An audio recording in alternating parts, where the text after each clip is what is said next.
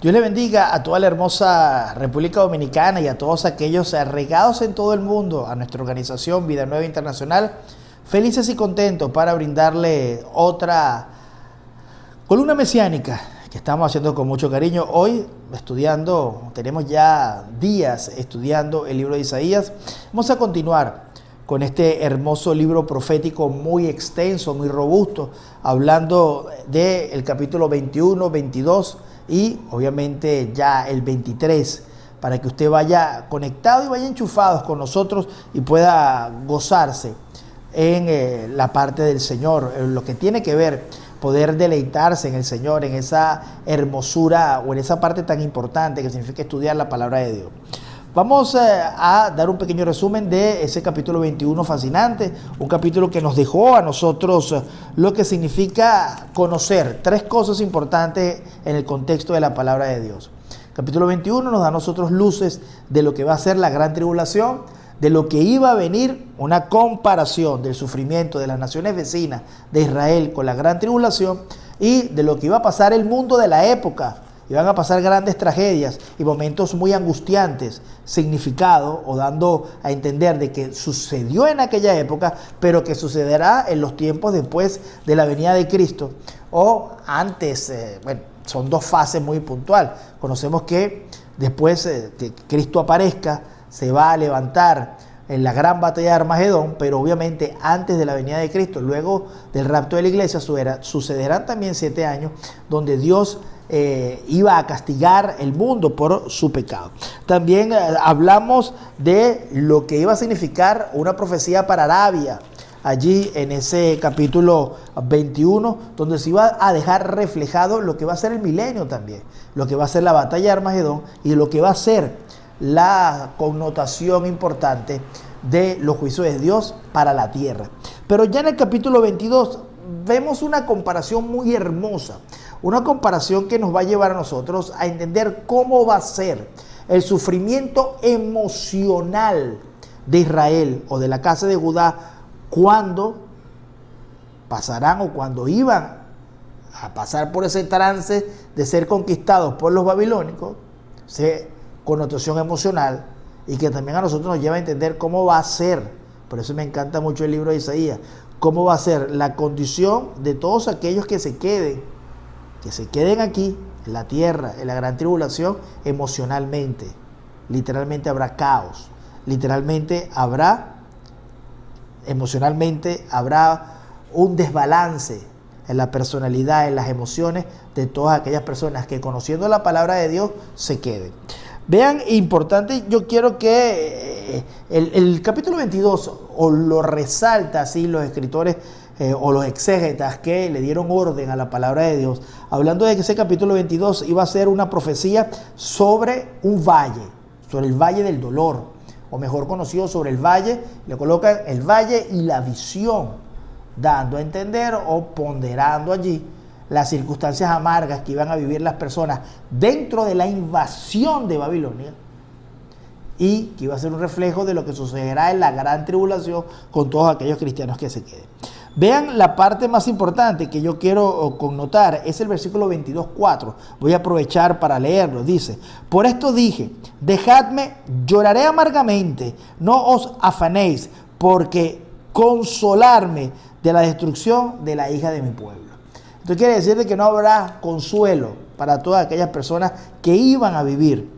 Digo, no tiene sentido hasta cierto punto. Déjame que me consuele por todo lo que yo estoy viendo y por toda esta maldad que iba a suceder en los tiempos antes del cautiverio del pueblo de Israel. Igualmente, para todos aquellos que se queden en la gran tribulación, iba a ser una situación muy, pero muy fuerte. Una ciudad a la cual iba a estar desnuda Israel, sin ningún tipo de defensa ante el juicio babilónico, ante los asirios que llegarían a conquistar a Jerusalén.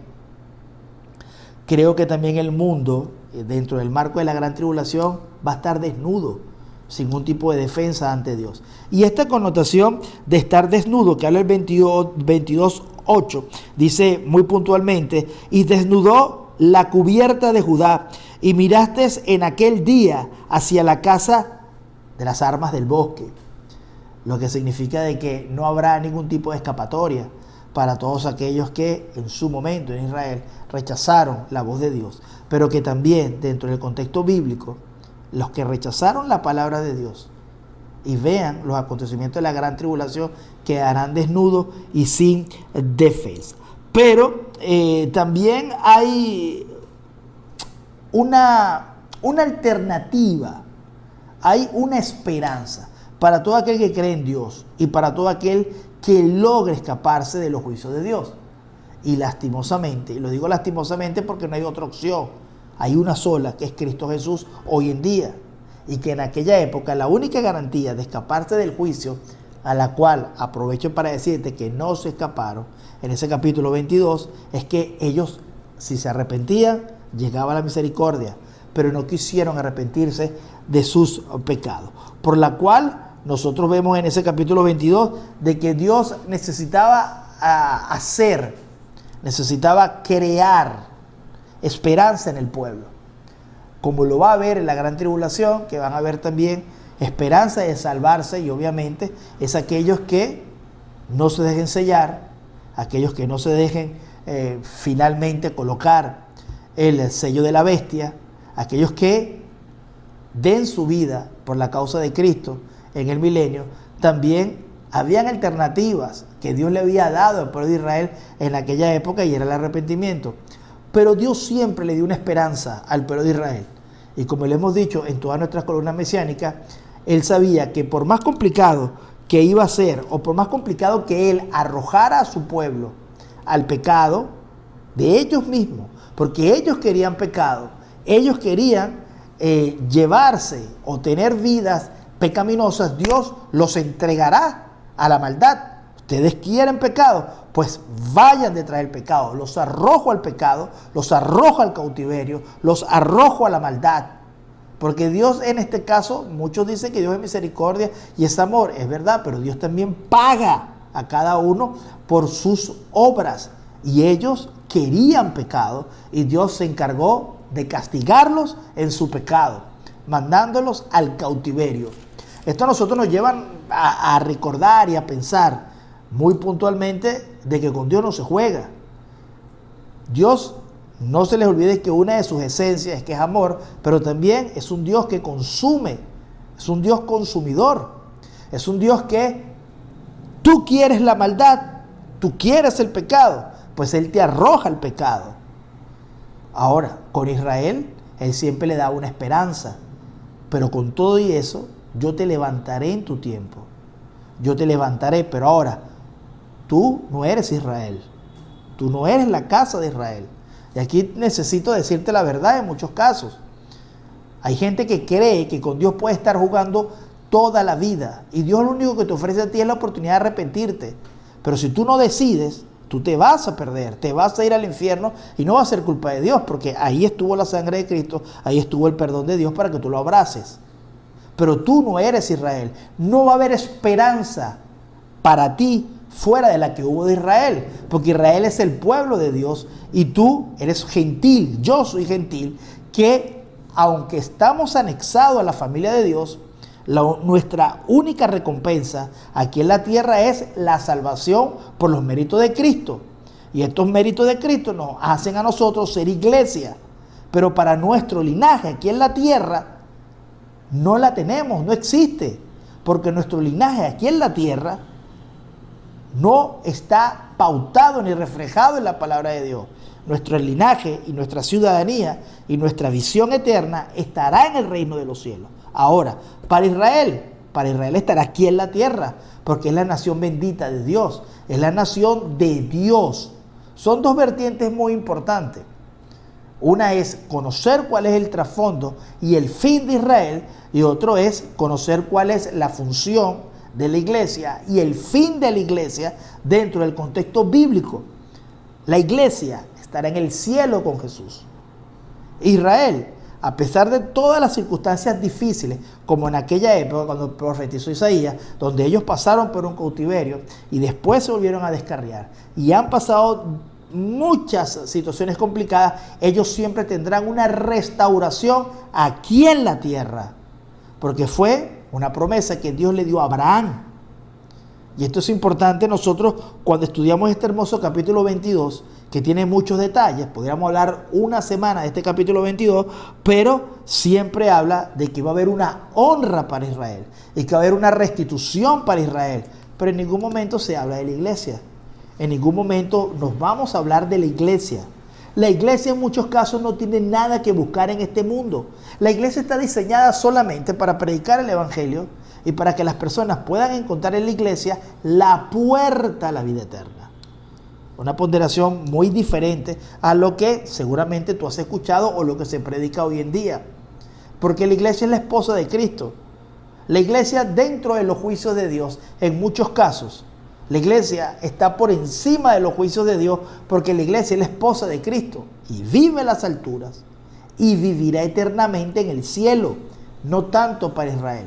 Ahora, que la iglesia pase por circunstancias complicadas en su parte física, circunstancial, de esencia de vivir en la tierra, eso no le quita ni le exime a la iglesia su destino final, porque el destino final de la iglesia es arriba en el cielo con Jesús. Para Israel es aquí en la tierra y es ser dignificada por los hombres y es ser dignificada por las naciones que en toda la vida e históricamente han peleado contra Israel. La iglesia no va a ser dignificada aquí en la tierra. No puede ser dignificada en la tierra. No hay ninguna comparación bíblica aquí en la tierra de que la misma iglesia será honrada por las naciones. No lo hay, no lo existe. Por eso es que yo creo que este capítulo 22 es una profecía realmente muy ponderante en toda su esencia, porque nos enseñan a nosotros a comprender cuál es el lugar de Israel. Y hasta cierto punto, cuando lo estudias escatológicamente y exegéticamente, te das cuenta cuál va a ser la posición de la iglesia. La iglesia no puede recibir honra del mundo, porque no está diseñada para el mundo. Israel es otra cosa. Israel sí recibirá la honra del mundo a través de la capitulación de Cristo en el milenio, cuando Cristo gobierne y cuando Dios, a través de Jesucristo y de lo que dice su palabra, cumpla la promesa de gloria, de exaltación a Israel que le dio en su momento al Abraham como tal, como padre de esta hermosa nación. Capítulo 23 habla también de una profecía maravillosa que es la profecía sobre Tiro. Tiro era una zona también muy próspera, muy marítima, muy llena de frondor. Y sobre Tiro también hablará y castigará a Dios el pecado, la maldad sobre Tiro, porque Tiro representa en muchos casos la prosperidad también de vivir en la opulencia, pero que en muchos casos se han olvidado de Dios y se han olvidado de lo que significa vivir una vida piadosa, una vida humillada a los pies de Cristo y humillada a los pies del Señor. Eso es una connotación muy, pero muy importante, donde los reyes de la tierra, los gobernantes de la tierra, tienen que entender de que solamente hay un Dios, y hay un Dios en el cual es el único que extiende su mano para bendecir o para maldecir. Muchas naciones creen que pueden lograr imperios poderosos sin Dios, cuando Dios es la esencia de todas las cosas. Hay naciones que no pueden vivir, no hay ninguna nación en el mundo que se pueda mantener eternamente sin Dios a su lado.